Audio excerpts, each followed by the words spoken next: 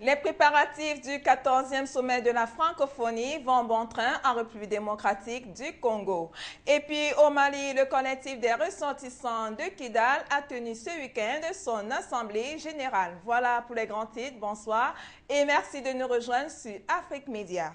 Entamons cette édition par le président de la République des Comores, le docteur Ikililou Douanine, qui est allé à Malabo en Guinée équatoriale pour une visite de travail. Au cours de son séjour, il s'est entretenu avec le président guinéen.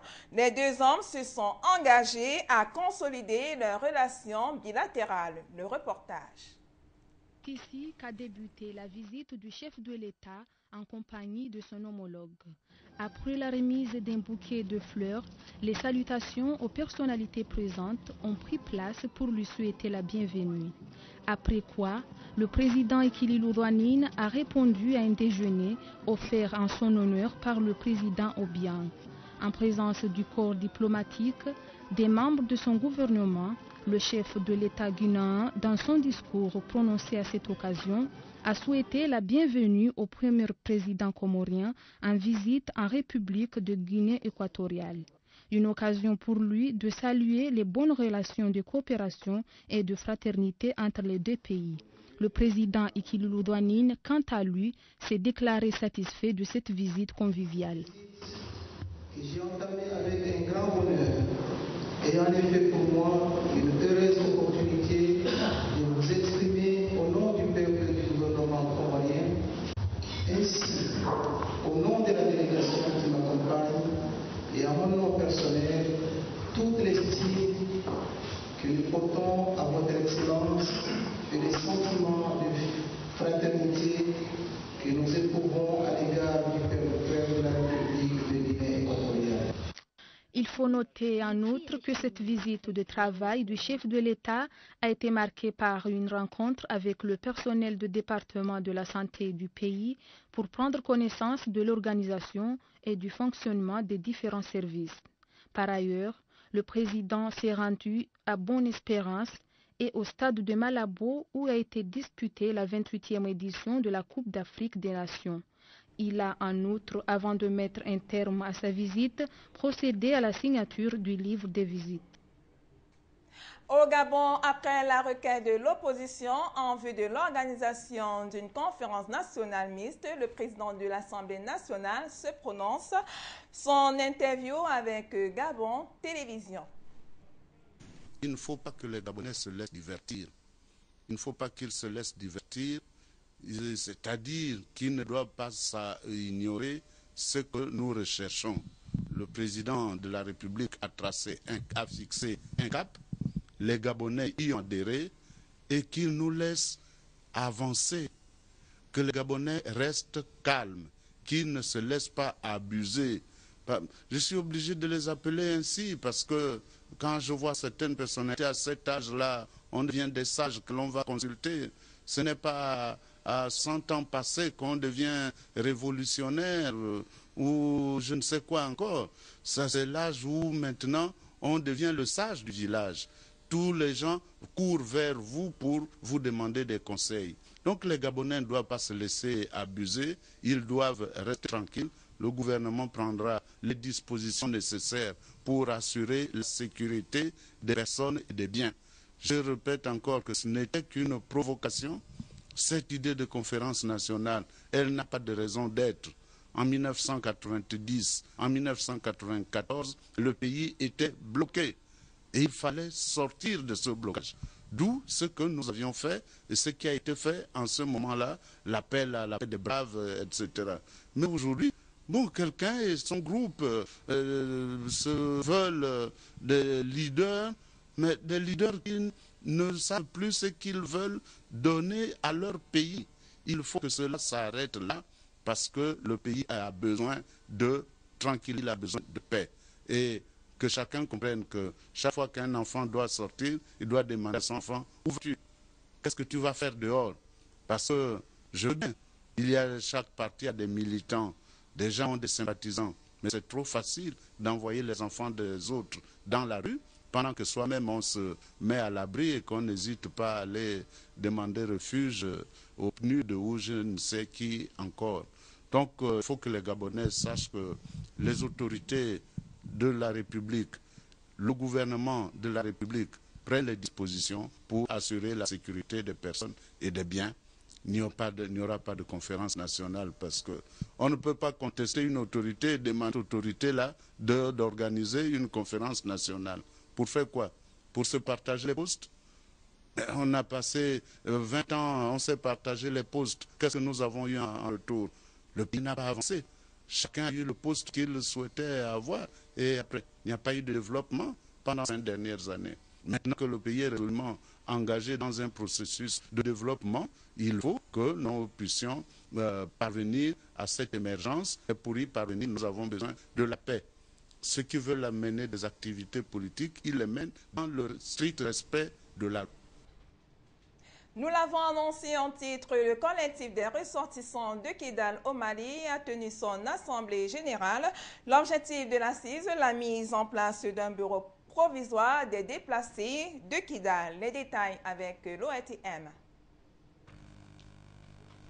Pour cette assemblée du collectif des ressortissants de la région de Kidal, un seul sujet était à l'ordre du jour. Il s'agit de la mise en place du bureau provisoire des déplacés de la région de Kidal.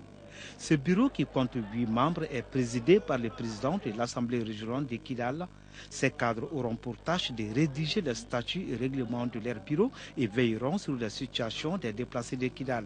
Recenser tous les déplacés de la région de Kidal, de m'entretenir avec eux, de connaître leurs difficultés afin de chercher les solutions idoines. Nous sommes dans un Mali un et indivisible. Nous sommes sous les drapeaux vert, jaune, rouge. Le message que j'ai aujourd'hui, c'est vraiment de trouver une solution à la rentrée scolaire qui arrive, de trouver une solution à la santé et au logement des populations, parce qu'elles ont un problème criard de logement. Pour créer un cadre de concertation entre les déplacés de la région de Kidal, cette assemblée a été initiée par le collectif des ressortissants de la 8e région. Elle constitue également un cadre de retrouvailles pour les uns et les autres. La présente assemblée générale des ressortissants de la région de Kidal vise 2 objectifs.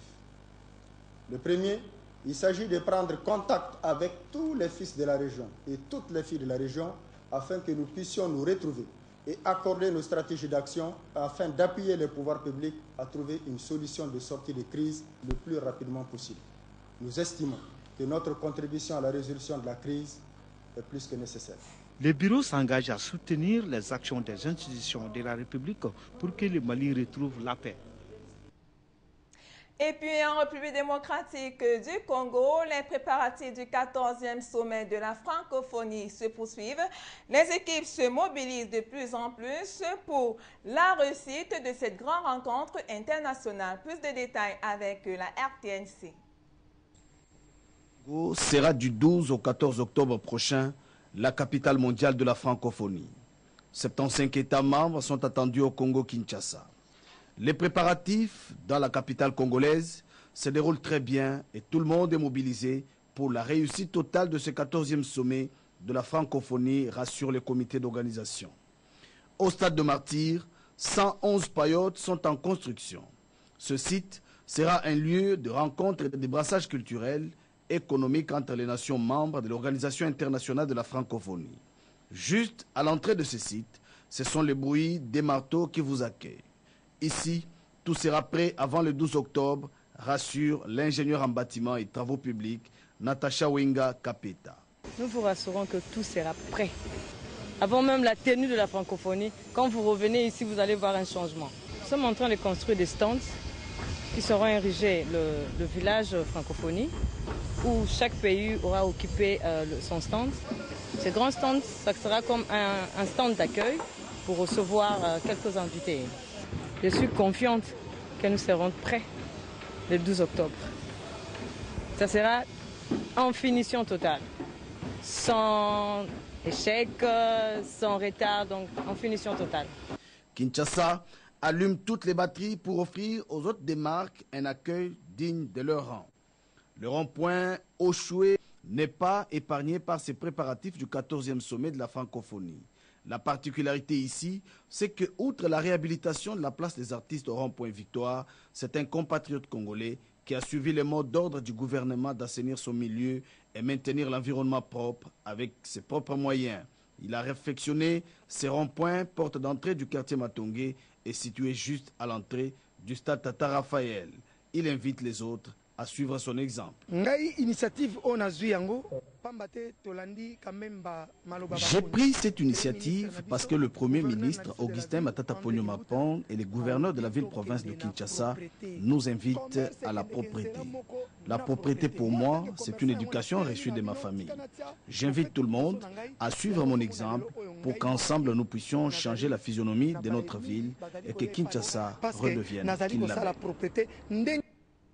En Côte d'Ivoire, le projet de création d'un fonds alimentaire de la CEDEAO a été officiellement présenté aux organisations des sociétés civiles ivoiriennes au cours d'une séance de formation. Ce fonds devrait contribuer à la promotion de la migration et du développement. Le point avec la RTI. Concrétiser l'approche commune sur la migration et contribuer à l'éradication de la pauvreté de manière durable dans l'espace CEDEAO à travers l'intégration régionale et le renforcement des capacités. Ce sont les objectifs principaux du fonds CEDEAO Espagne sur la migration et le développement créé en 2008. D'un montant de 10 millions d'euros, soit près de 6 milliards de francs CFA, ce fonds finance des projets proposés par les organisations de la société civile et les 15 États membres dans le domaine de la migration. Un premier appel à projet a permis d'approuver 24 projets depuis avril 2011, date de la phase opérationnelle du fonds. Ce qui paraît insuffisant selon les responsables, d'où la séance d'information à l'endroit des organisations de la société civile ivoirienne à Abidjan. Nous sommes ici pour lancer un appel aux organisations de la société civile pour qu'elles saisissent l'opportunité pour présenter leurs projets relatifs à la migration justement, pour que ces projets puissent être financés. Et cela au profit des populations migrantes. Parce que vous savez, la Côte d'Ivoire est disons, un berceau de la migration. Par rapport à tout son passé, je crois que tous les pays de la sous-région ont des ressortissants dans ce pays-là. Comme la Côte d'Ivoire également a des ressortissants ailleurs. Les projets doivent porter sur les domaines prioritaires, à savoir la promotion de la libre circulation des personnes au sein de l'espace CEDEAO, la promotion de la migration et le développement, la sensibilisation sur la migration irrégulière et le trafic humain. À Madagascar, plus précisément au CCI Ivato, s'est tenu ce lundi un atelier de lancement du projet du schéma national de l'aménagement du territoire et du développement. Plus de détails dans ce reportage. Il reste 4 mois à la vice-primature chargée du développement et de l'aménagement du territoire pour finaliser la sortie du schéma national du développement de l'aménagement du territoire de Madagascar. C'est l'objectif de la tenue d'un atelier de lancement du projet qui a débuté ce matin au CCI Ivato. La phase 1 de cet atelier est l'occasion de mobiliser et d'engager les ressources agissant au nom pour le compte d'entités à prendre activement part aux travaux de finalisation du schéma. La phase seconde est la composante à la réalisation des mises en œuvre du diagnostic et des perspectives établies lors des travaux du SNAT en 2008 et en 2009. Pour la phase 3, c'est la finalisation de la mission de l'élaboration du schéma. Aujourd'hui, on a convié toutes les parties prenantes, tous les acteurs qui seront susceptibles de participer à ces différents chantiers. Et actuellement aussi, on a un calendrier bien précis dans le cadre de ces processus. Une commission thématique a été constituée pour collecter les données statistiques du secteur clé et analyser l'évolution de ces données, dresser un diagnostic du secteur afin de trouver les budgets correspondants et ensuite identifier les programmes et les actions qui permettraient la réalisation de ces perspectives. Ce schéma nous fournisse les données sur 10 à 30 ans relatives en termes de développement du pays. Je vous rappelle que 110 millions de francs suisses est le fruit de la coopération entre le gouvernement suisse et le gouvernement malagasy pour finaliser le schéma national de l'aménagement du territoire et du développement. Poursuivons cette édition par le Salon national du bijou traditionnel qui se tient depuis ce lundi au Palais de la Culture d'Alger. Environ 60 artisans sont présents à ce grand événement. Canal Algérie pour nous en dire davantage.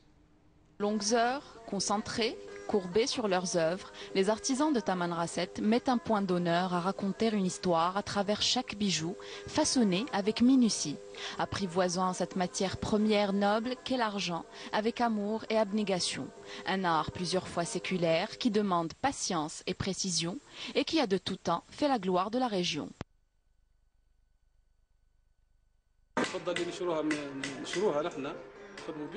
La matière première qui est la base de notre artisanat est l'argent, soit celle que nous avons à notre disposition, soit celle que le client nous ramène. Nous le faisons fondre et nous le travaillons selon la commande que nous recevons. Ça peut être un bracelet, une bague, des boucles d'oreilles. En ce moment, je suis en train de façonner un bracelet. Il y a des choses que je fais seul et pour d'autres, je me fais aider par mes collègues. C'est un travail de précision. Par exemple, sur ce bracelet, je dois insérer des petites boules que je dois souder soigneusement. Un process de confection laborieux, transmis essentiellement de père en fils, purement traditionnel, jalousement conservé et fidèlement reproduit, mais non sans contrainte. Le prix de la matière première a augmenté. Malheureusement, ce qui nous pénalise, c'est l'aspect pécunier. Nos revenus ne sont pas suffisants pour couvrir nos dépenses. Nous essayons tant bien que mal de perpétuer cette tradition, mais dans un cercle très restreint, car il n'existe pas ici d'instituts de formation qui nous permettent de généraliser cet artisanat et de pallier au désintéressement de la jeune génération à cette tradition et permettre à ceux qui s'y intéressent de se perfectionner dans ce domaine. C'est un processus de création, c'est de l'art, c'est ma passion. Quand je conçois un bijou, c'est une œuvre d'art pour moi. Travailler l'argent me repose moralement. Quand je vois l'objet final et qu'un client s'intéresse à mon bijou et me l'achète, cela me procure une grande satisfaction. Pour ne pas avoir à faire un long voyage pour admirer leurs œuvres, des artisans de différentes wilayas du pays se sont déplacés vers le Palais de la Culture d'Alger à l'occasion du Salon national du bijou traditionnel. Ces bijoux et beaucoup d'autres seront exposés jusqu'au 1er septembre. Pour sa part, l'Agence nationale de l'artisanat a annoncé l'organisation en octobre prochain d'une rencontre internationale sur l'artisanat au Palais des Expositions pour mettre en exergue les progrès enregistrés dans ce domaine. Restons toujours en Algérie, cette fois à Méchéria, l'une des régions du sud, où un grand complexe sportif vient d'être inauguré, un espace qui devrait bien booster la pratique sportive. Le reportage. Un nouveau pôle de développement sportif vient d'être réceptionné à Méchéria dans la wilaya de Naama. Avec cette salle omnisport et cette piscine semi-olympique, la nouvelle infrastructure va permettre de redynamiser le secteur du sport dans la région de Méchria, un secteur qui a connu un certain ralentissement ces dernières années. Avec cette nouvelle acquisition, la wilaya de Naama compte désormais 3 piscines, dont une semi-olympique, ce qui va nous motiver à former plus de jeunes et promouvoir par là même plusieurs disciplines sportives. En plus de ces nouvelles infrastructures, la wilaya de Naama a bénéficié d'autres projets, comme celui de la pose d'une nouvelle pelouse synthétique de 2e génération au stade du 20 août à Méchria. Pour la pose de cette pelouse synthétique, une enveloppe financière de 70 millions de dinars a été allouée. Les équipes de la région pourront désormais recevoir dans ce stade dès l'entame du championnat national 2012-2013. Stade de football, salle omnisport et piscine, autant de réalisations qui devraient contribuer à encourager le sport de proximité dans cette région du sud du pays. Voilà, c'est ici que prend fin cette édition d'Info Afrique. Merci de l'avoir suivi. L'information, c'est sur Afrique Média.